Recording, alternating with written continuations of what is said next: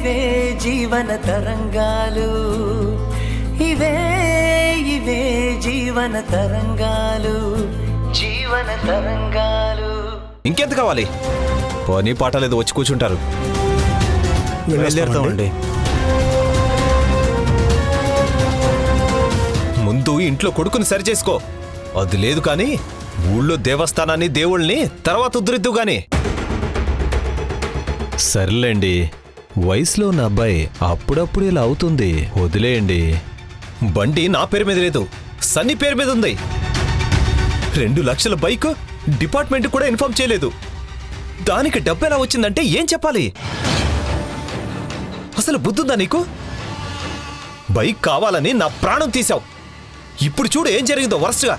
ఏమండి, రాత్రంతా స్టేషన్లోనే ఉన్నాడు, తొందరగా వెళ్ళి తీసుకురండి. వెళ్తున్నాను కదా, తీసుకొస్తాలే. బ్యాండ్ బాజాలతో రెడీగా ఉండు. ఇంట్లోకి రాగానే దిష్టి తీసి లోపలికి తీసుకెళ్ళి చికెన్ బిర్యానీ వండి పెట్టు. ఆడు ఫ్రెండ్స్తో కలిసి బండి నడిపే వయసా ఇది? అచ్చం మీ అన్నలా తయారయ్యాడు. ఆయన గుడెనక కూర్చుని ప్యాక్ ఆడాడు, వీడు రోడ్ల మీద తిరిగి గుడిసెడు పనులు చేస్తున్నాడు. ఎక్కడికి పోతాయి మేనమాం పోలికలు? వీళ్ళ తాత పెద్ద లీడరు, గుడిని మూయించాడు. నేనేమో డొనేషన్లు కట్టి వీడిని ఉద్ధరించాలి. అది అయిపోయింది కదా, త్వరగా వెళ్దాం. 2 లక్షలతో కొన్న బైకు పోయింది. ఇప్పుడు కేసు లేకుండా చూడాలి. వాడిదేం పోయింది? మా నాన్న కార్పొరేట్ ఎగ్జిక్యూటివ్ ఇంజనీర్ అని చెప్పాడంట. ఆ ఇన్స్పెక్టర్ గాడు బాగా డబ్బులు గుంచడానికి ప్లాన్డ్ గా కూర్చునుంటాడు.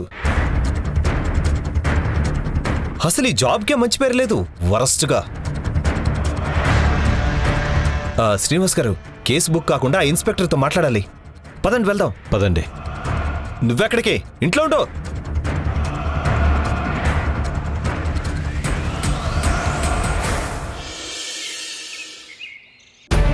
ఆ నీలకంఠం వాళ్ళు వాళ్ల బెనిఫిట్ కోసం ఎలా యూజ్ చేసుకోవాలో తెలిసిన వాళ్ళు మిమ్మల్ని బాగా వాడుకున్నారు.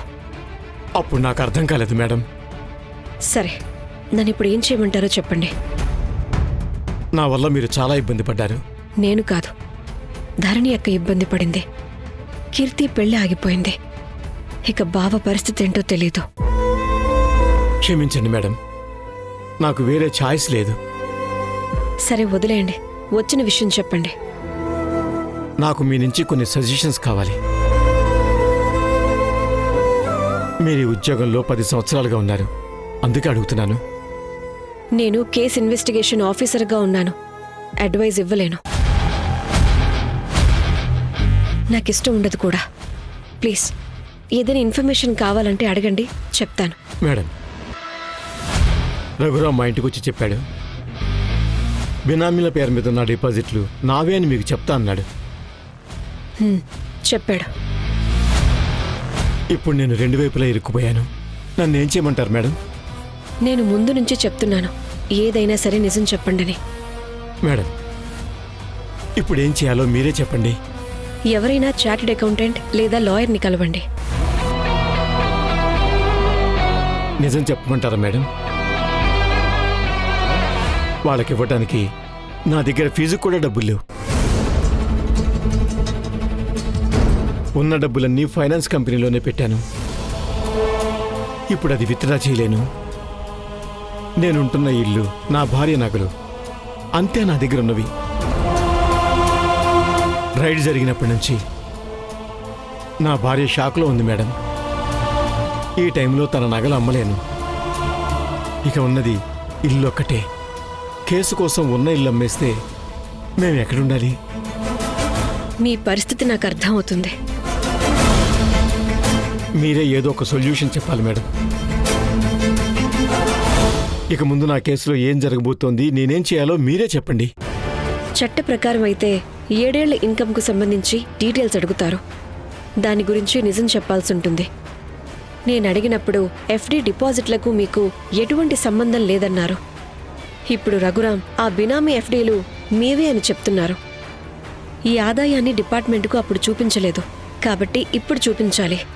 ఒకవేళ ఇప్పుడు కూడా చూపించకపోతే? రఘురాంని పిలిచి ఇంట్రాగేషన్ చేస్తారు. అప్పుడు ఎలాగో బయటకొస్తుంది. అతను చెప్పిన వాటి ఆధారంగా ఆ డబ్బును సీజ్ చేస్తారు. కట్టాల్సిన పన్ను, దానికి వడ్డీ, దానిపై ఫైను అన్నీ కలిపి వేయొచ్చు. ముందు ఫిక్స్డ్ డిపాజిట్ల రూపంలో అమౌంట్ ఎంతుందనేది చూస్తారు. పెనాల్టీ ఎంత కట్టాల్సి ఉంటుంది మేడం? రూల్ ప్రకారం అసెస్మెంట్ చేసి వేస్తారు. అది కడితే సరిపోతుంది. ఒకవేళ నేను దానికి ఒప్పుకోకపోతే? చట్ట ప్రకారం ఏం చేయాలో అదే చేస్తారు. ఇంకో 2 విషయాలు చెప్పకపోతే నా తప్పవుతుంది. చెప్పండి మేడం. మీరు నా ఇంట్రాగేషన్లో ఆ బినామీ ఎఫ్డీలకు మీకు ఎలాంటి సంబంధం లేదని దేవుని మీద ప్రమాణం చేసి చెప్పారు.